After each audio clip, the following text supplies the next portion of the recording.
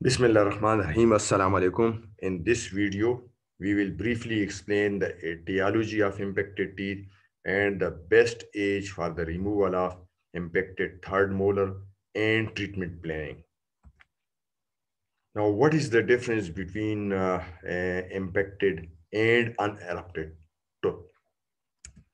The impacted tooth that fails to erupt into the dental arch within the usual range of expected time, whereas unerupted tooth includes impacted teeth and the teeth that are in the process of eruption. As we know, the average age for completion of normal eruption of the third molar is 20 years. ठीक है, 20 years तक क्या होता है, normal eruption होते हैं. But it may continue in some patient until age 25 years. अब जो ड्यूरिंग डेवलपमेंट होती है तो इसमें क्या होता है कि थर्ड मोलर जो है वो हॉरिजॉन्टल इंगुलेशन में होता है. ठीक है, नॉर्मल डेवलपमेंट हॉरिजॉन्टल इंगुलेशन में होता है. And as the tooth develops तो क्या होता है, जहा की भी ग्रोथ होती है. ठीक है, तो angulation changes from the horizontal to the mesioangular and then to the vertical. ठीक है ना. So the failure of rotation from the mesioangular to the vertical direction is the most common cause of lower third molar impaction. ठीक है ना. दूसरा क्या है, lake of space. अच्छा, लेक ऑफ स्पेस का क्या मतलब है? ये जो स्पेस एग्जिस्ट करता है between the interior border of the ramus of the mandible और सेकंड मोलर.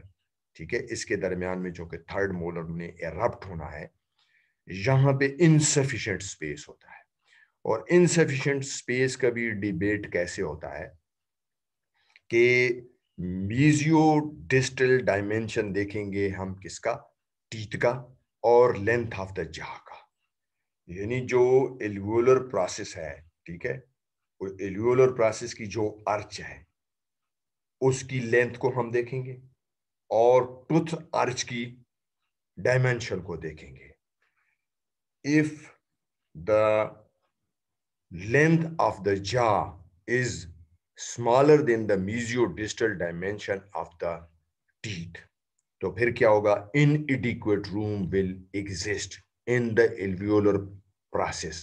ठीक है ना, interior to the interior border of the mandibular ramus, and it will impede the eruption. ठीक है ना. नॉर्मल eruption, जो नॉर्मल पोजीशन में जाना है, उसने फाइनल अपनी पोजीशन में जाना है, वो नहीं हो सकेगी. ठीक है ना. तो क्या है, teeth most often become impacted because of inadequate dental arch length and space in which to erupt. इसका मतलब क्या है, the total length of the alveolar bone arch is smaller than the total length of the tooth arch. ठीक है ना. Tooth arch की जो length है वो एल्वियोलर बोन की आर्च से क्या है, स्मॉलर है. ठीक है. तो टूथ हमारे पास ऐसी सिचुएशन में क्या होगा, इम्पेक्टेड होगा. अदर काजेस जो है वो क्या है, एक्सेसिव सॉफ्ट टिश्यू की वजह से भी इम्पेक्शन हो सकती है. ठीक है, डेंस ओवरलाइंग बोन आएगी. ठीक है, सफिशिएंट स्पेस होगा लेकिन बोन डेंस ओवरलाइंग होगी, तो so tooth will be unable to appear in the normal position. Adjacent teeth obstruct कर सकते हैं. ठीक है ना, obstruction by the second molar. Second molar की वजह से भी ऑब्स्ट्रक्शन हो सकती है. ठीक है ना. उसके बाद क्या है, जेनेटिक एबनॉर्मेलिटी. ठीक है, third molars are the most frequently impacted teeth because they are the last teeth to erupt. Therefore, they are most likely to have inadequate space for complete eruption. Second most common impacted teeth क्या है, maxillary canines है. ठीक है ना. Maxillary canines जो है वो क्या है, एरप्ट होते हैं after maxillary lateral incisor and maxillary first premolar. अब इन दोनों की वजह से लेटरली मैक्सिलरी लेटरल इंसाइजर और मैक्सिलरी फर्स्ट प्रीमोलर की वजह से, if there is a inadequate space to allow the eruption, ठीक है, so the canine becomes impacted.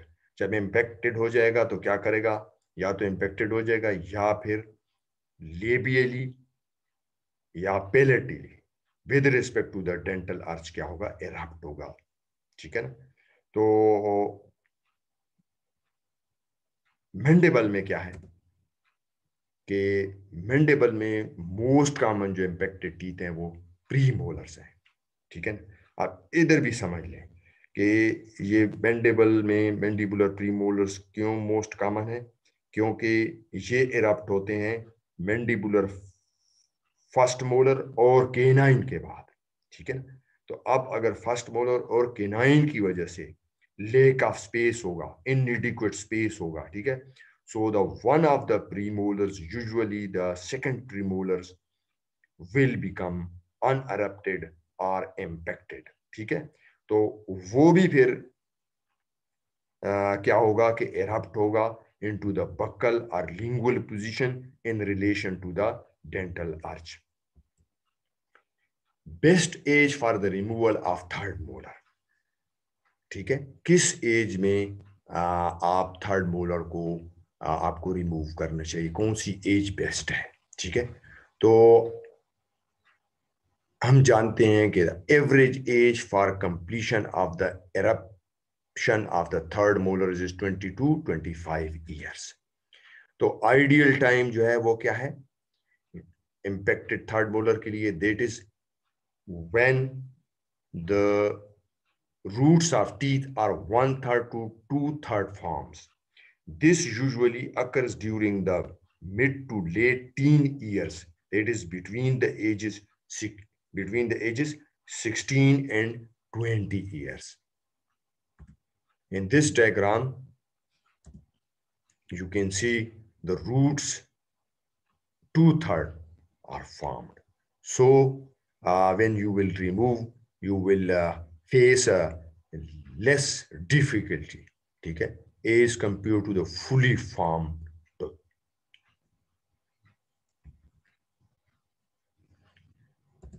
Early removal of impacted teeth is recommended. क्यों रिकमेंड किया जाता है? Because early removal of impacted teeth reduced post-operative morbidity and allows for the best healing. Younger patient जो हैं वो क्या है, प्रोसीजर को बेटर टॉलरेट करते हैं, ठीक है, they recover more quickly as compare to the older patient. और दूसरा क्या होता है कि there is a less interference with their daily lifes. और एक और बात है कि पीरियोडोंटल हीलिंग भी जो है वो यंगर पेशेंट में बेहतर होती है। Why? Because of better and more complete regeneration of the periodontal tissues on the distal aspect of the second molar. एक और बात भी है कि अगर कोई कॉम्प्लिकेशंस हो जाए, फॉर एग्जांपल नर्व इंजरी हो जाए, ठीक है, तो ऐसी सिचुएशन में क्या होता है कि रिकवरी जो है वो क्या होती है यंगर पेशेंट में बेटर होती है, ठीक है। अच्छा, यंगर पेशेंट में जब एक्सट्रैक्शन की जाए तो प्रोसीजर स्ट्रेट फॉरवर्ड होता है, इजी होता है, because the bone is less dense and root formation is incomplete. Root formation जैसे हमने अभी कहा कि 1/3 से 2/3 तक अगर फॉर्म हो तो उसमें क्या होता है कि एक्सट्रैक्शन जो है वो removal of impacted third molar easy है as compare to a fully formed root के, ठीक है। तो यंगर पेशेंट जो है उसमें क्या होता है, हमने कहा कि अर्ली रिमूवल इसलिए रिकमेंडेड है because there is a less morbidity, ठीक है। यंगर पेशेंट जो है वो प्रोसीजर्स को बेटर टॉलरेट करते हैं और रिकवरी उनकी क्विकली होती है, interference with their daily life is minimal, periodontal healing जो है वो क्या होती है, वो भी बेहतर होती है, और कॉम्प्लिकेशंस में रिकवरी भी जो है वो अच्छी होती है। Problem associated with late removal of impacted teeth. Removal of impacted teeth becomes more difficult with advancing age of the patient. अच्छा, एक ओपिनियन ये है कि डेंटिस्ट जो है वो ये रिकमेंडेशन ना दे कि impacted teeth may be left in place until they cause difficulty. ठीक है ना, ये एक ओपिनियन है. यानी if the teeth are left in place until problem arises, the patient may experience an increased incidence of local tissue morbidity. यानी जो लोग ये कहते हैं कि अगर लेट रिमूवल होगा, यानी उन इम्पेक्टेड टीथ में जिसमें कोई सिम्टम्स नहीं हैं, और अगर उसको लेट रिमूवल हम डेफर करेंगे उसको, तो उसमें वो कहते हैं कि लेटर ऑन जो है वो लोकल टिश्यू मॉर्बिडिटी इंक्रीज हो जाएगी. ठीक है ना, वो कहते हैं कि एडजेसेंट जो है वो टूथ डैमेज हो सकता है. ठीक है, बोन को प्रॉब्लम हो सकती है, टिश्यू इंजरी जो एडजेसेंट वाइटल स्ट्रक्चर्स हैं वो डैमेज हो सकती हैं. ठीक है ना. दूसरा वो ये कहते हैं कि जब इस सर्जरी को लेट या डिले किया जाएगा, यानी to be perform later on when the problem arises from this impacted tooth, तो उसमें क्या होगा कि ओल्डर एज में चांसेस हैं कि पेशेंट में डिवेलप कंप्रोमाइजिंग सिस्टेमिक डिजीजेस. ठीक है, तो इस वजह से उस वक्त सर्जरी जो है वो और कॉम्प्लिकेशंस दे सकती है. दूसरा ये ऐसे अभी हमने डिस्कस किया है. ठीक है, कि बोन जो है वो क्या होगी, वो बोन जो है ना डेंसर हो जाती है. ठीक है ना, तो डिफिकल्ट होती है सर्जरी, और रूट्स जो है वो क्या है, फुली फॉर्म होती हैं इन एडवांसिंग एज में, and may grow near the structure such as inferior alveolar और maxillary sinus. Therefore, if impacted teeth are left in the alveolar process, it is highly probable that one or more complications may occur. ये जो है ना एक एक opinion है. ठीक है ना, कि symptomatic teeth and asymptomatic teeth जिसमें कोई डिफिकल्टी कोई प्रॉब्लम नहीं है, तो वन स्कूल ऑफ थॉट ये कहता है कि इनको रिमूव किया जाए, और अगर रिमूव नहीं किया जाएगा तो लेटर ऑन जो है ना ये प्रॉब्लम हो सकते हैं कि increase incidence of local tissue morbidity हो सकती है, पेशेंट में है कंप्रोमाइजिंग सिस्टेमिक डिजीज हो सकती हैं, और लेटर ऑन जब आप टूथ को रिमूव करेंगे तो आपको डेंसर बोन और फुली फॉर्म रूट्स की वजह से उस टूथ को रिमूवल में डिफिकल्टी हो सकती है. तो ये क्या है, वन स्कूल ऑफ थॉट है, इसको आप नोट कर लें. ठीक है ना. यहाँ देखें टेबुलेटेड फॉर्म में जो अभी हमने डिस्कशन की है उसको समराइज किया गया है. ठीक है, ये अर्ली रिमूवल है, लेट रिमूवल है, इसको सारे बच्चे नोट कर लें. ठीक है, अर्ली रिमूवल क्या है, इलास्टिक बोन होती है, easy to expand under the extraction forces, यानी जब आप एलिवेटर वगैरह अप्लाई करते हैं तो इजी होता है, जबकि लेट रिमूवल में डिफिकल्टी आपको हो सकती है due to inelastic bone. ठीक है ना. दूसरा ये है कि लेस बोन रिमूवल होगी, क्योंकि बोन जो है ना डेंस होती है लेट रिमूवल में, तो आपने ज्यादा बोन को रिमूव करना पड़ेगा. ठीक है ना, ताकि आप टूथ को एलिवेट कर सकें विद द एलिवेटर, जबकि अर्ली एज में आपको लेस बोन रिमूवल चाहिए होता है. जैसे अभी हमने कहा less morbidity, more morbidity and late removal are in advancing age, better periodontal healing and difficulty in healing. ठीक है, इन द एडवांसिंग एज, और कॉम्प्लिकेशंस के लिहाज से बेटर रिकवरी होती है एज कंपेयर टू एडवांसिंग और लेटर एज. ठीक है.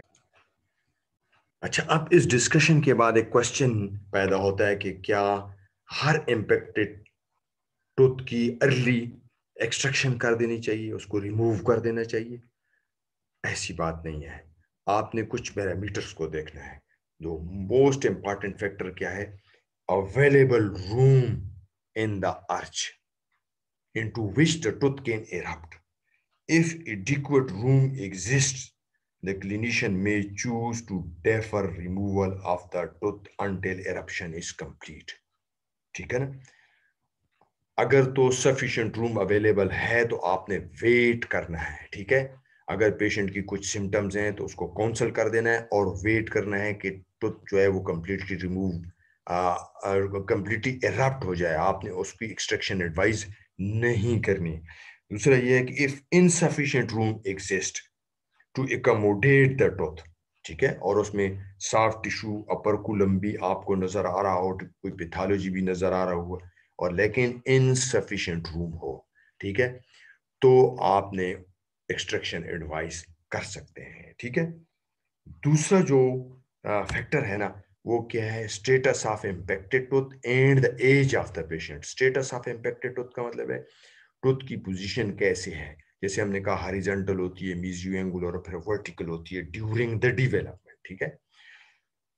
तो एक तो ये चीज देखनी है कि अर्ली एज में, फॉर एग्जांपल 17 ईयर एज में पेशेंट आपके पास आ गया है, सिम्टम्स डेवलप किए हैं, उस वक्त अगर उसका मीजियल एंगुलर है तो उसको थोड़ा काउंसल करें, मॉनिटर करें पेशेंट को, क्योंकि by the age of 18-19 years क्या होता है, from the mesioangular to vertical वो हो जाता है, ठीक है।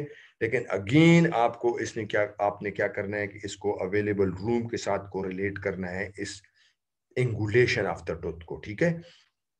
तो 18 ईयर्स में जो है वो डेंटिस्ट ये प्रिडिक्ट कर सकता है कि ये जो मीजो एंगुलर टू वर्टिकल हो रहा है, क्या इसके लिए सफिशिएंट रूम अवेलेबल है कि नहीं है, ठीक है।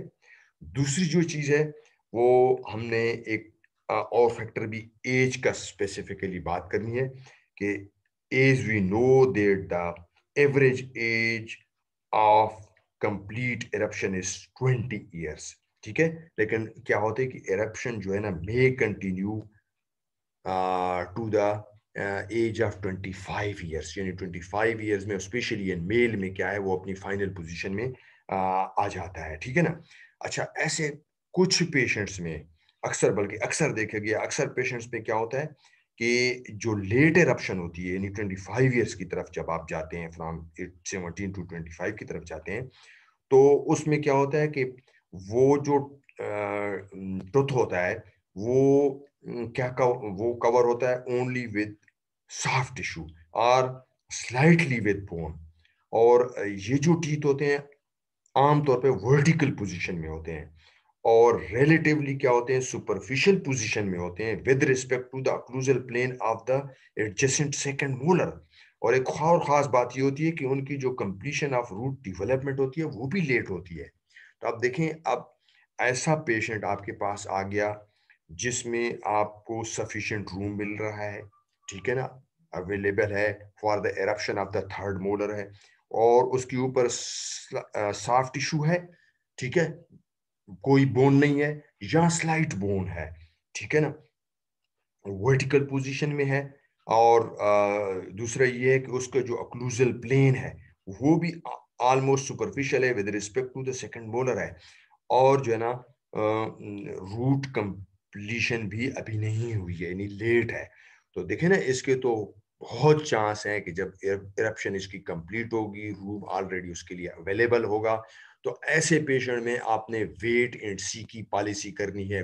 और क्लिनिकल एक्सपीरियंस ये शो करता है कि ऐसे पेशेंट को कुछ डेंटिस्ट ने गलत डिसीजन लेके उनकी एक्सट्रैक्शन एडवाइस की है, लेकिन जब वो स्पेशलिस्ट के पास गए हैं तो उसने वेट एंड सी पे जब उसको उसको मॉनिटर किया है पेशेंट को, तो पेशेंट की सिम्टम्स जो है within 6 months to 1 year और more depending upon the age of the patient वो सबसाइड हो गई हैं, ठीक है, और fully form erupted tooth symptom free हो गया है।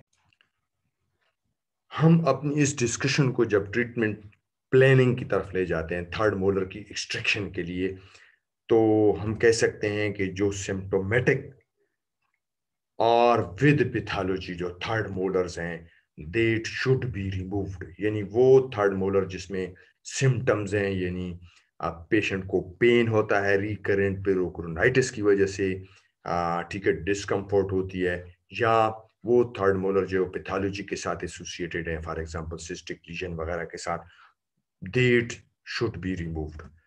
दूसरा क्या है, asymptomatic and pathology free third molars totally covered by the bone should not be removed.